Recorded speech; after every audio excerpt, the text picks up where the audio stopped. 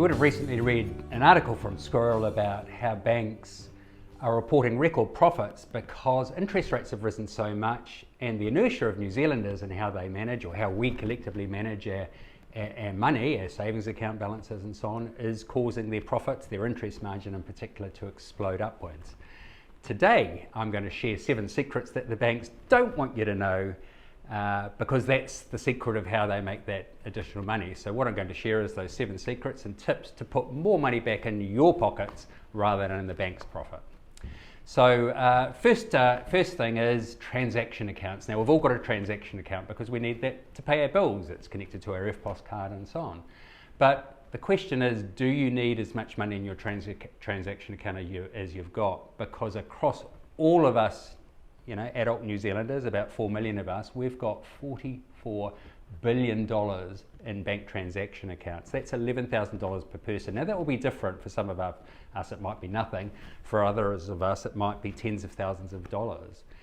And the opportunity is to move that money from a transaction account into a high interest savings account. So the tip from Squirrel is to look at how much you need as a sort of a float in your transaction account and move the best to a high interest savings account. Now, one of the key themes is, which savings account, and if you go to the Squirrel website, you'll find a blog called The Best and Worst Savings Accounts in New Zealand, and that will give you pointers in terms of where to put your money. It might be with your existing bank, or it might be with another provider. So tip number 1, move your money out of your transaction account. Banks, by the way, are making over $2 billion off that money. So claim back your share. Second secret is savings accounts. So bonus savings accounts, the type of account where you have to do something to earn a bonus interest rate, are another great way that banks make money. So the typical example would be that you've got to make a deposit every month, or your balance has to go up, or you can't make a withdrawal. Now, the moment you don't meet that condition, for example, you want to withdraw some money, or your balance doesn't go up, you lose that bonus interest. And typically these accounts have a base interest rate of only about 1 to 2%, and the bonus is sort of 2 or 3%. So abide by the rules every month, and you can do quite well. Some of the accounts have an interest rate up to 4.75%. But hey, human nature is that we're not very good at sticking to the rules. Some of us are, I know I certainly aren't. So you can put money back in your pocket by simply not being in those accounts, unless you're really disciplined about meeting those rules, because if you don't, you get a miserly interest rate. So be really disciplined, or move your money to a high interest savings account. And again, the Best and Worst Savings Accounts blog that we've written at Squirrel will help guide you.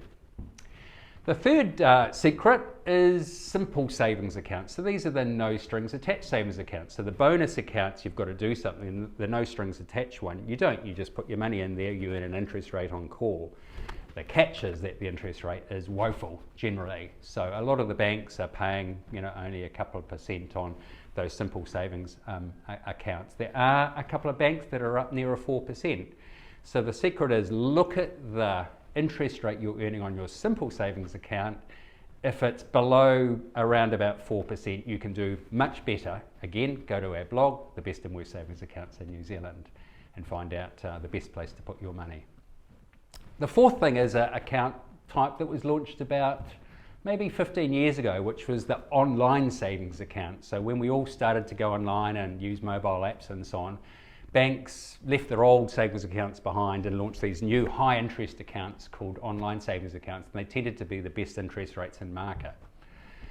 Today, that's not the case. Those interest rates are often, again, around 2%, not much better in most cases. So if you've got your money in something called an online savings account, the reality is you're probably earning much less interest than you could. So our golden tip is, again, go and find out the best and worst savings accounts in New Zealand and move your money to one of those high interest savings accounts.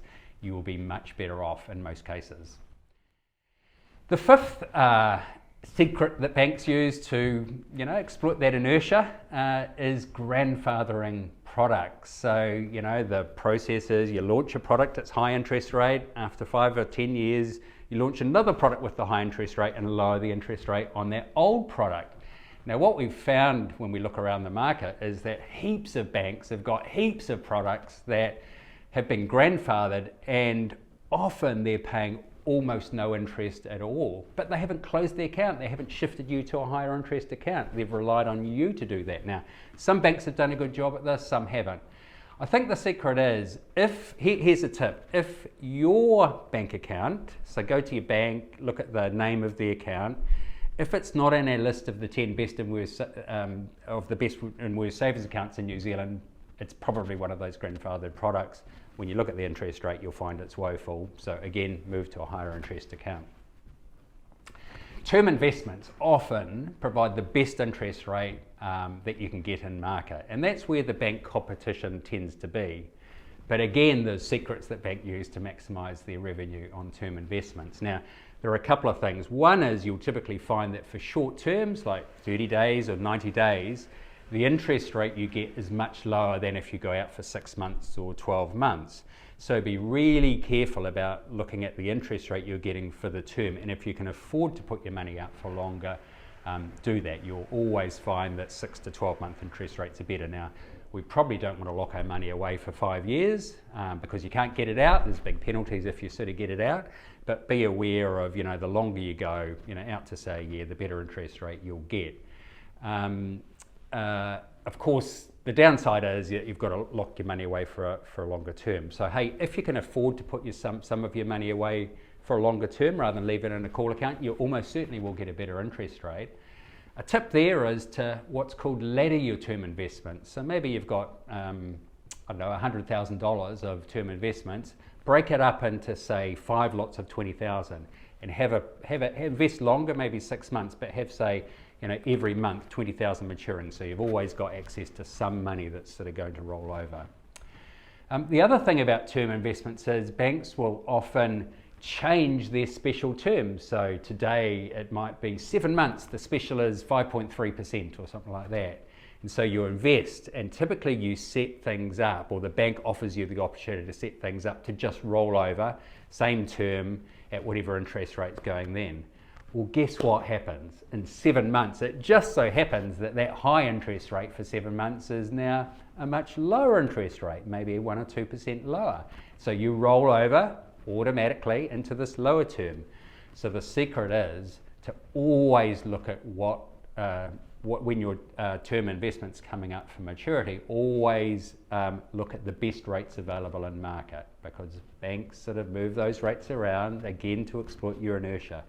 Maybe a good tip too is just simply not to put auto-reinvestment on the deal. Now, there are 2 banks that do a good job of this, that automatically roll you to the best interest rate. That's Co-op Bank and SBS Bank. So another little sort of tip there. So term investments can be really good, but you've got to lock your money away for longer, and just be careful to make sure you're always researching the best interest rate. It's really easy online to do that.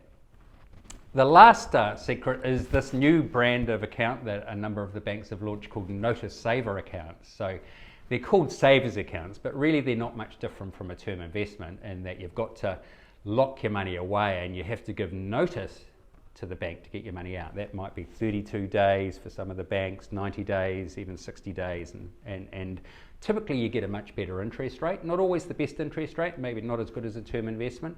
So they're a good option if you've got warning, you know when you're going to leave your money out.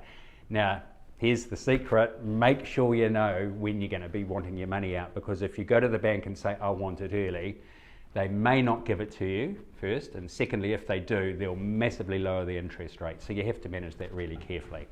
Hey, so there's 7 secrets that the banks don't want you to know, which helps support their significant profits.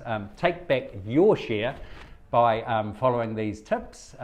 Take a look at the blog on the best and worst savers accounts in New Zealand, where we also cover term investments and notice saver accounts. But I've got one golden tip for you, and that is to consider Squirrel for your investments. So we offer 2 types of investments. The first is our call account. Now, our call account just sits, the deposit your money is held on trust with one of New Zealand's major AA- Standard & Poor's credit rated banks. So it literally is going back into the bank where you might have taken it out of, or one of the major banks. And when you join via the Squirrel app, which takes about 5 minutes, make your deposit, make sure it's all working okay, then all those funds immediately are earning interest, and you can transfer it back out via through the banking system, and it will arrive within 2 hours, sometimes, in fact, often much shorter, as little as half an hour, but certainly within 2 hours.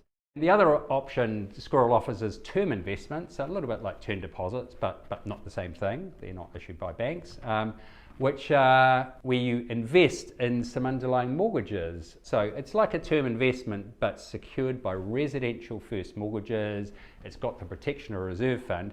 And the beauty of that is, as well, we operate a marketplace where you can sell that. So it's a bit like a term investment. You lock your money away for maybe a year, but actually you can sell it. And typically we find that sales of those investments happen within 1 day on average. It won't always be the case, but it sort of makes it more accessible too. So there are the 7 sort of rules and the golden rule in terms of opportunity that Squirrel could provide you. Thanks for listening, and hopefully this has helped you put back more of the money that banks have got in their pockets back into your pocket.